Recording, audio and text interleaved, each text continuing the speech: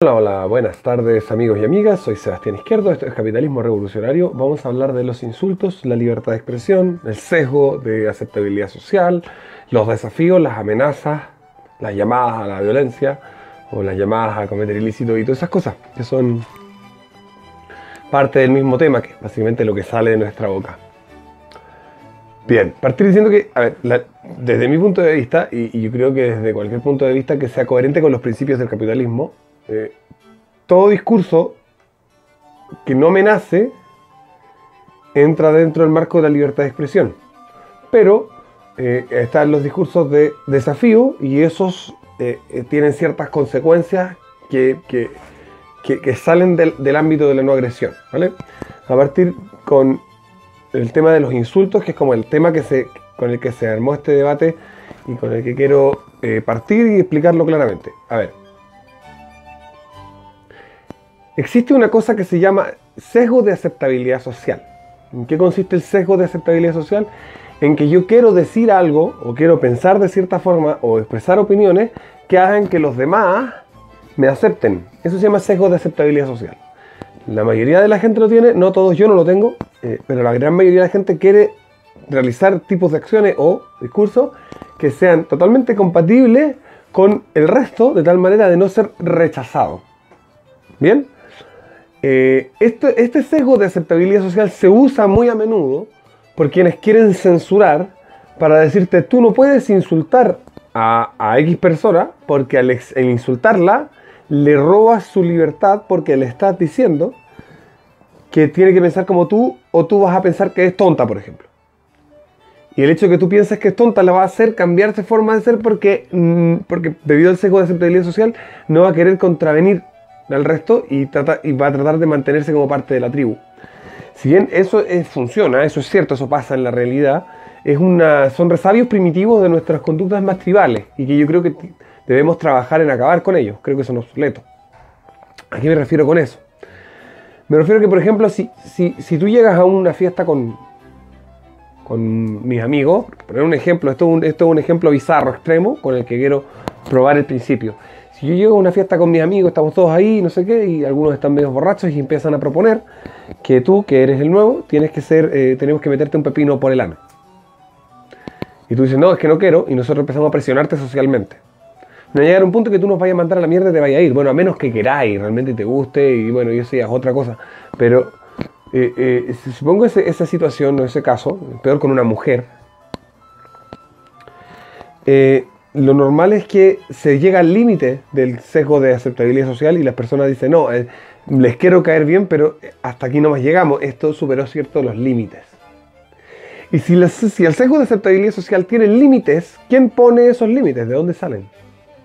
Claramente salen de la voluntad del individuo que está siendo apelado por el resto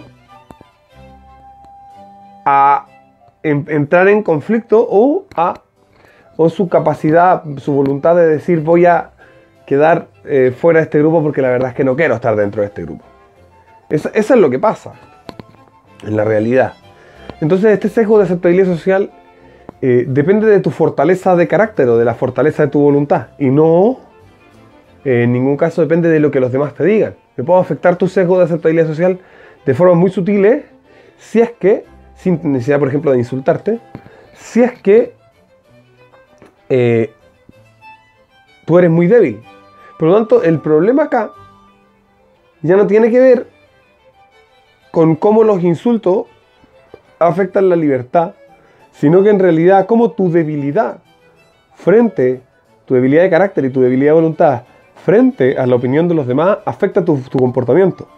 Y eso es un problema que tú tienes que solucionar contigo mismo. Y yo te recomiendo que lo hagas. Yo le recomendaría a todos que se revisen. Y digan, ¿cuándo fue la última vez que hice algo que no quería porque los demás querían que lo hiciera? Nunca más lo hago. Porque yo soy de la idea de que el sesgo de aceptabilidad social tiene que ser cero. Hay que aprender a tolerarnos pensando totalmente distinto y a llevarnos bien sin necesidad de ser como tribu, ¿cachai? Sin necesidad de tener comportamientos tribales. Aunque están súper enraizados, entonces es difícil que eso se elimine. Yo no planteo que se elimine de rompirrajas, sino que trabajemos en eso, ¿vale? Que trabajemos como seres humanos en cambiar esa parte, en evolucionarla, en en solucionar ese conflicto, ¿no es cierto?, que tenemos entre lo que nos nace y lo que los demás quieren que hagamos o digamos y cómo vamos a resolver eso. Que no usa mucho el concepto, el tema este de del sesgo de aceptabilidad social son la gente de extrema izquierda, se usa muchísimo, lo usan como forma de imponerse culturalmente. Pero yo voy a parar un poco aquí para decir entonces, llegar a la conclusión de que el sesgo de aceptabilidad social no depende de lo que te digan los demás, sino que depende de tu propia fortaleza de carácter. No es correcto prohibir los insultos. Luego, además, entramos en un problema de definición. ¿Qué chucha es un insulto? ¿Cómo vamos a llegar a la conclusión de que tal palabra es un insulto y tal no? O tal cosa es un insulto o tal no. Yo me siento insultado muchas veces por la estupidez de ustedes. Me refiero a todo el mundo. Y sin embargo, no digo, hay que meterlo preso porque su estupidez me insulta. De hecho, si dijera eso, yo lo estaría insultando y yo me iría preso. Pero, ¿qué es lo que es un insulto? ¿No es cierto? Eso depende de la sensibilidad de cada uno. Yo soy extremadamente sensible a la tontera del resto. Hay gente que es extremadamente sensible a los olores, entonces se insulta conmigo porque yo soy una persona que, por más que me baño, soy un buen hediondo. Como con mucha testosterona y mucho pelo, y eso me hace ser hediondo, fuerte. Entonces hay gente que se ofende conmigo por el olor, igual como yo me ofendo por su estupidez, y hay otra gente que se ofende, no sé, porque soy muy grande, así alto, o no sé, porque soy libertario o capitalista, o yo me ofende que haya hueones que sean progres, etcétera. Nos podemos ofender por cualquier cosa. Entonces la ofensa es algo tan subjetivo que llevarla a un plano legal es totalmente absurdo e innecesario. Decir también que este tema de la violencia psicológica, al igual que la violencia simbólica, y un montón de otras cosas que han estado, son cosas que han estado inventando, como la violación psicológica, cuando le tiráis un piropo a una mina, le miráis el poto, son cosas que tienen relación con cómo los postmodernos están tratando de traer los fenómenos de la psique, de la subjetividad, al mundo real, de lo objetivo, de la materia. ¿Por qué? ¿Por qué lo tratan de traer al mundo material? Porque para ellos no hay diferencia. Porque para ellos la realidad es una intersubjetividad, por lo tanto todas las subjetividades son admisibles dentro de esto. Entonces te dicen, no existe la violencia psicológica. No existe la violencia psicológica. La violencia es física, siempre. Si no, no es violencia. ¿Ya? No existe la inteligencia emocional. La inteligencia es la capacidad de resolver problemas que no conoces. ¿Bien? Punto. No existe la violencia simbólica. No existe la justicia social. La justicia es lo justo. Tan simple como eso, no tiene nada que ver con la sociedad. Sí, vale. Entonces hay un rollo pombo con imponer ciertas cosas que salen de la mente humana hacia una realidad, porque ellos dicen, no, que estamos viviendo una realidad impuesta. Ellos dicen, estamos viviendo por una realidad impuesta por ciertas mentes y ahora tenemos que imponer nuestra realidad nosotros con nuestras mentes, lo cual lo lleva a unas locuras y unas estupideces tremendas, como decir que existe la violencia psicológica. Es violento, sí, a veces hay cosas que son violentas para ti, pero no existe la violencia psicológica como acto, porque el otro no necesariamente está tratando de ser violento.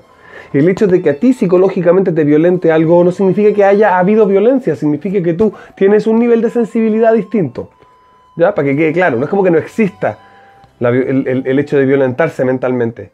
Existe el hecho de violentarse mentalmente. Lo que no existe es la violencia psicológica como acto perpetrado por un individuo. Porque yo te puedo decir las cosas más atroces y a ti puede que no te afecten. Y a otra persona le puedo decir algo súper simple y puedo destruir completamente su psique. Y eso tiene que ver con ellos, no conmigo. Por lo tanto, mi acto es solo el acto de decir cosas. Insultar o lo que sea. Pero el acto de la violencia pasa dentro del cerebro del otro, donde yo no tengo control.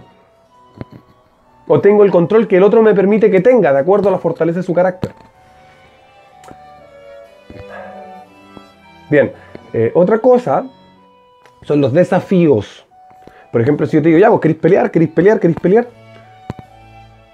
puedes agredirme, porque yo te estoy desafiando, te estoy dando una autorización, estoy diciendo, violemos mutuamente nuestro derecho a no ser agredidos. Aunque eso es solo verbal, es una invitación clara a la violencia física y por lo tanto puede ser respondida con violencia física. Hay formas de desafío que son culturales y consuetudinarios, que están inscritos en la costumbre. Por ejemplo, si yo estoy comiendo en un restaurante con mi polola y llega un weón y le dice, oye, para caculear, nada, fea, no sé qué, me está desafiando, porque él sabe que yo estoy ahí. Y culturalmente, insultar a la mujer de un hombre que está frente a ese hombre es desafiar a ese hombre a un conflicto físico. Eso es cultural, consuetudinariamente, en Occidente, en 10.000 años para atrás. Es así. Y no debería cambiar, porque es una forma de desafío. Podríamos cambiar otra cosa, podríamos decir, no sé, existe o establecer ciertos límites o ciertos parámetros, tal vez no a nivel legal, pero sí a nivel cultural, ir cambiando esos parámetros, por supuesto, porque todo esto es evolutivo, pero la relación entre realizar este tipo de actos que son interpretados como desafío y el acto de violencia del otro claramente está respaldado. Es decir, si tú me desafías a ser violento, me dices, ya pues ven y pégame, yo tengo derecho a pegarte, porque tú me estás desafiando. Es decir, estás invitándome a que realicemos un acto violento los dos. ¿Bien? Esa es una cosa. La otra cosa son las amenazas. Las amenazas tienen que ser creíbles. Si yo te digo, hey, te voy a matar con mi pene, no es creíble, a menos que seas una niña de 2 años. Lo normal es que si yo te digo que te voy a hacer algo y tengo un cuchillo en la mano, o tengo la posibilidad, o históricamente hay antecedentes de que yo soy capaz de hacer ese tipo de cosas, etcétera, etcétera, etcétera, eso sí es una amenaza. Pero no cualquier amenaza es una amenaza legalmente aceptable como para censurar y decir eso no se puede decir. Como para meter preso al que dijo algo.